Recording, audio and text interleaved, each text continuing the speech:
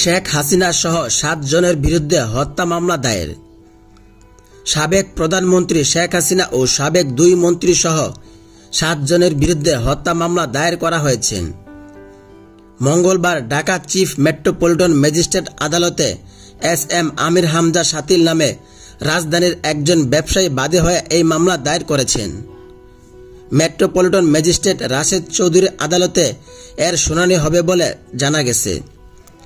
আদালত সূত্রে জানা গেছে, সাবেক প্রধানমন্ত্রী ছাড়াও সাবেক সেতুমন্ত্রী ও আওয়ামী লীগের সাধারণ সম্পাদক ওবায়দুল কাদের, সাবেক স্বরাষ্ট্রমন্ত্রী আসাদুজ্জামান খান কামাল, সাবেক পুলিশের মহাপরিদর্শক আবদুল্লাহ আল মামুন, যুগ্ম কমিশনার বিপ্লব কুমার সরকার, সাবেক ডিবি প্রধান হারুনুর রশিদ ও ডিএমপি কমিশনার হাবিবুর রহমানকে আসামি করা হয়েছে।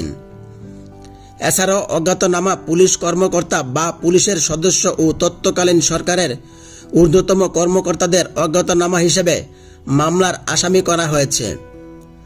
গত 5 আগস্ট শেখ হাসিনা প্রধানমন্ত্রীর দায়িত্ব থেকে পদত্যাগ করার পর এই প্রথম তার বিরুদ্ধে কোনো মামলা দায়ের করা হলো। SM আমির হামজা শাতিল একজন সচেতন নাগরিক হিসেবে একজন নিরীহ নাগরিকের হত্যার বিচারে চেয়ে এই মামলা করেছেন। মামলার অভিযোগে বলা হয়েছে, সাম্প্রতিক কোটা সংস্কার আন্দোলনে হাজার হাজার ছাত্র জনতা মিছিলে সমাবেশ করে। ওই সব শান্তিপূর্ণ মিছিলে দেশের বিভিন্ন এলাকা নির্বিচারে গুলি চালানো হয়। বহু ছাত্র জনতা নিহত ও আহত হন। গত 19 জুলাই মোহাম্মদপুরে বসিলায় 40 ফিট এলাকায় ছাত্র জনতা শান্তিপূর্ণভাবে মিছিল সমাবেশ করেছিল। সেখানেও পুলিশ নির্বিচারে গুলি চালায়।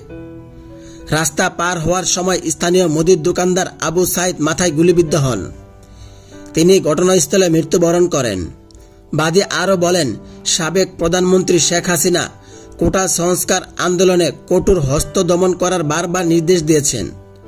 ওবায়দুল কাদের ও আসাদুজ্জামান খান কামালের নির্দেশে পুলিশের IGP ও ঊর্ধ্বতম কর্মকর্তারা অধীনস্থ পুলিশদের নির্দেশ দিয়ে মিছিলে গুলি চালায়। পরস্পর যোগ্য সাজেশে আসামিরা হত্যাকাণ্ড ঘটিয়েছে। কাজেই এর বিচার হওয়া প্রয়োজন।